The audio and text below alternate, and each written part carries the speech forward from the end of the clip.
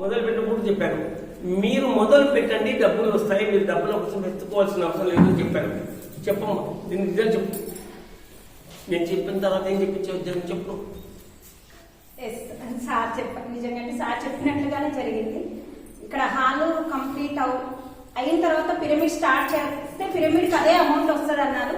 నిజంగా పిరమిడ్కు ఇక్కడ హాల్ కట్టడానికి మేము డొనేషన్ పోయినంతగా అయితే పిరమిడ్కి వెళ్ళలేదు.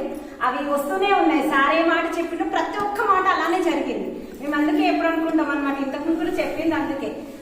ఈ అసలు హాల్ తర్వాత మేము ఊరికి అడిగాము అంతే. పిరమిడ్కు ఎక్కడెక్కడ వాళ్ళంతా ఎక్కడెక్కడ నుంచో వచ్చాయి, ఇక్కడనే కదా మన స్టేట్ కాకుండా అదర్ స్టేట్స్ నుంచి అదర్ కంట్రీస్ నుంచి కూడా మనకు అమౌంట్ రావడం జరుగుతుంది. ఇంకా అలా అందరి సహాయం ఉండడం వలన ఇంత అద్భుతంగా ఇది కంప్లీట్ అయ్యింది. సార్ అన్నట్టుగా ఓపెనింగ్ అయిన తర్వాత ఓపెనింగ్ కి డబ్బులు వస్తాయన్నారు కదా, అది కూడా అలానే జరుగుతుందేమో. సార్ ఏమాటన్నా అదే జరిగింది. ఇది మొత్తం హాల్ కంప్లీట్ అయినాక నిజంగా మాస్టర్స్ మేము అస్సలు ఎలాంటి టెన్షన్ లేకుండానే పిరమిడ్ కంప్లీట్ అవుతుంది. నిజంగా సహాయం చేసిన ప్రతి ఒక్కరికి మాత్రం హృదయపూర్వకంగా కృతజ్ఞతలు. ఈ ప్లేస్ తీసుకున్నప్పుడు 20 లక్షల కానీ మేము మాట్లాడిన తర్వాత 20 లక్షలు వచ్చేసాయి.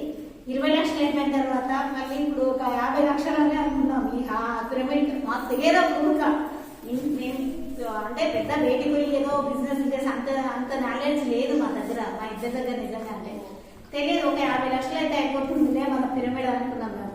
సరే 50 లక్షలకు ఒక్కొక్క ఇంటికి వెళ్ళి అడగడం జరిగింది. నిజంగా అంటే ఈ హాల్ కట్టేంత వరకు మాత్రమే మేము ప్రతి ఒక్కరిని డబ్బులు అడిగాం.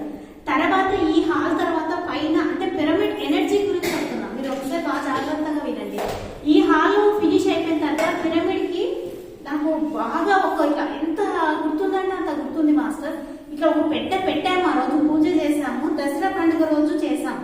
చేసిన తర్వాత కొన్ని గంటల తర్వాతనే అమౌంట్ రావడం జరిగింది. అది ఎలా పడుతుంది అంటే అలా పడుతుంది. మాకు ఇంకా షాక్ మేమైతే. ఇంకా దాని తర్వాత మేము 99% ఏదో 1% మాత్రమే డబ్బులు ఇంకా కొంత అవసరం ఉంది, ఇట్లా క్లాసుకు వచ్చినప్పుడు మాత్రమే డబ్బులు ఇంకా అవసరం ఉంది అనేది మాత్రమే చెప్పాను. అంటే ఒక పిరమిడ్ ఎనర్జీ సార్ అదే చెప్పాడు. ఏం చెప్పాడు? మీరు హాల్ వరకు మాత్రమే ట్రై చేయండి, పిరమిడ్ కి మీరు ఏం చేయకుండా వస్తాయి. అంటే జరగబోయేది అయితే ఇప్పుడు కొత్తగా వచ్చే వాళ్ళు, ధ్యానంలోకి వచ్చే వాళ్ళు ఇప్పుడు మీరు అనుకోవచ్చు, అంటే నేను కూడా అనుకునేదాన్ని డబ్బులు అడుగుతున్నారేంటి అని. అయితే ఇక్కడ మీరు డబ్బులు అడుగుతున్నారు అని అనుకోవాలి. మీకు ఎంత వీలైతే రూపాయి ఇవ్వగలిగితే రూపాయి మాత్రమే ఇవ్వండి.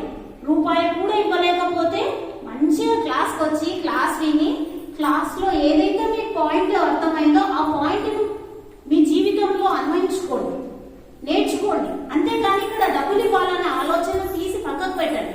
మీరు ఇవ్వగలిగినంత మాత్రమే ఇవ్వండి, ఇప్పించండి. ఓకే, ఇప్పుడు ఒకసారి బాగా చెప్పాడు. సరిత మేడం గురించి చెప్తాను నేను. ఎంత గొప్పటి మాస్టర్ అంటే గట్టి క్లాస్ కొట్టండి.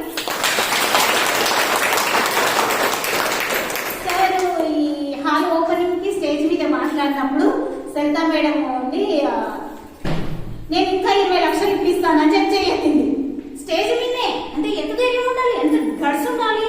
నేను 10 లక్షలు ఇప్పిస్తానని సరే సార్కి చెప్పాను. మేడం ఉంటే నేను 20 లక్షలు సలహా చెప్పింది. ఆమె ఇప్పుడు వారికి 60 లక్షలు ఇప్పించింది. ఇక్కడ ఏంటి తెలుసుకోవాల్సింది అంటే మనం రూపాయి ఇవ్వగలిగిన 10 మందికి చెప్పడం ద్వారా వాళ్ళు ఇస్తారు. ఎవరి ద్వారా ఇచ్చారు? సరిత మేడం ద్వారా ఇచ్చారు. కాబట్టి సరిత మేడం గట్టి అట్లా మీరు కూడా మీరు ఇవ్వలేని పరిస్థితి ఉంటే ఇవ్వకండి, ఇప్పించండి. Thank you masters. మళ్ళీ వెళ్ళింది కదా, అక్కడ కన్స్ట్రక్షన్ అవుతుంది, వాళ్ళ అమౌంట్ అడిగారని మాత్రం ఏ పక్క వాళ్ళతో డబ్బులు అడగట్లేదు. ఇక్కడ క్లాస్ కానీ ధ్యానానికి కానీ ఇక్కడ వచ్చే భోజనానికి ఏది లేదు, కన్స్ట్రక్షన్ గురించి మాత్రం. ఎందుకంటే ఈ టాక్ ఇంతకుముందు వచ్చింది, ఇక్కడ ఎలాంటి ఒక నయ